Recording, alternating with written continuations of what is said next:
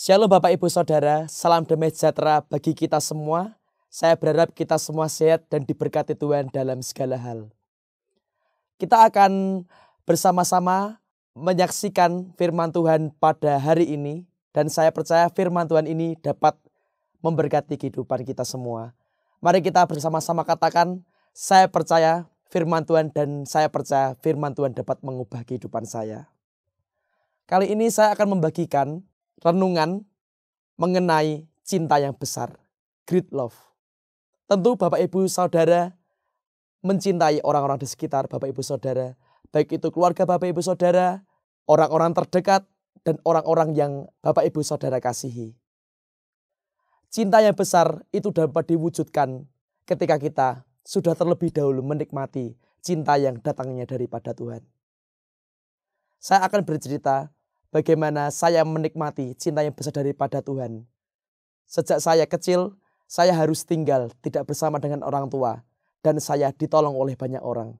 Baik orang-orang terdekat saya, orang-orang yang mengasihi saya, baik itu dana, tenaga, waktu, dan perhatian mereka.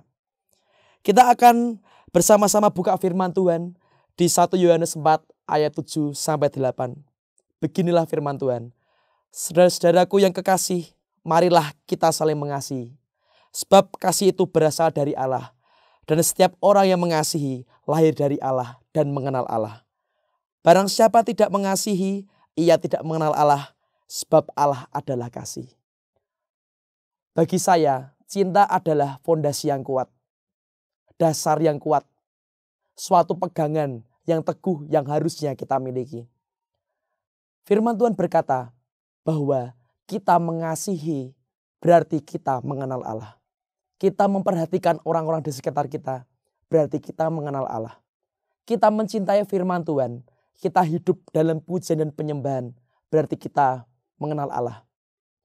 Cinta Tuhan sangat besar bagi kita semua.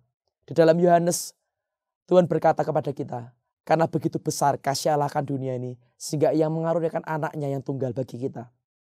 Cinta yang besar telah kita nikmati. Satu hal yang perlu kita tahu, bahwa anugerah Tuhan itu merupakan cinta yang besar yang harusnya kita pegang.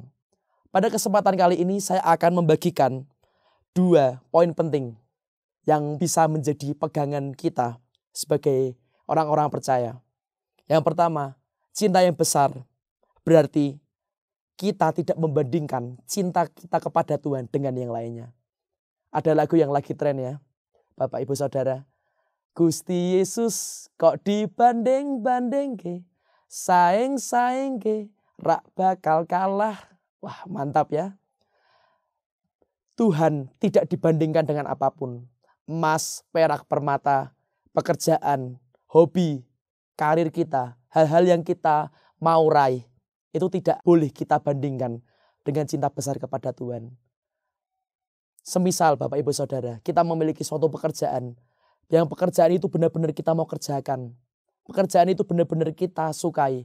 Tentu kita akan mengerjakan dengan sungguh-sungguh. Anak-anak yang sekolah, kita semua memiliki pelajaran yang kita sukai. Atau kita mau meraih prestasi. Tentu kita akan belajar dengan sungguh-sungguh. Dan mencintai apa yang kita lakukan. Bagi orang-orang dewasa sampai lansia.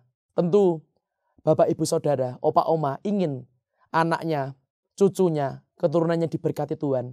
Maka dengan sungguh-sungguh kita akan mencintai dan menyupport keluarga kita. Begitu juga dengan Tuhan. Jangan bandingkan cinta Tuhan dengan apapun yang kita nikmati. Apapun yang menjadi realita, apapun yang kita lihat.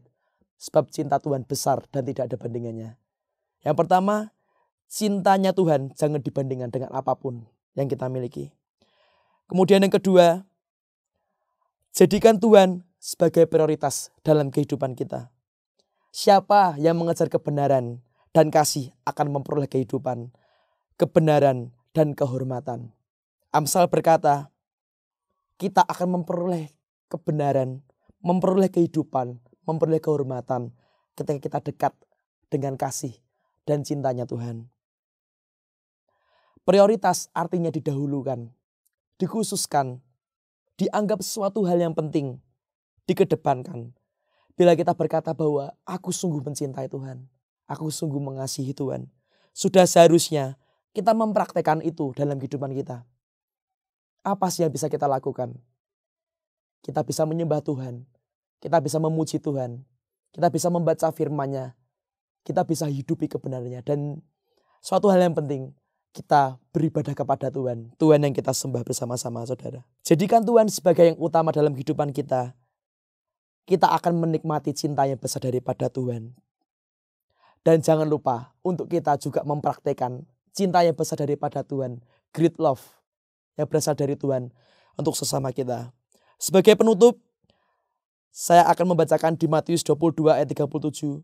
Jawab Yesus kepadanya, "Kasihanilah Tuhan Allahmu dengan segenap hatimu dan dengan segenap jiwamu dan dengan segenap akal budimu."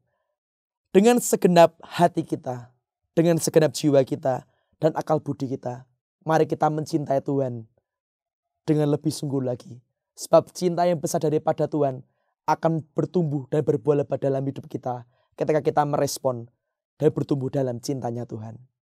Tuhan memberkati kita semua kita diberkati melalui firman Tuhan. Amin. Mari kita berdoa bersama-sama, Bapak Ibu Saudara. Kami bersyukur sebab Tuhan begitu mengasihi kami.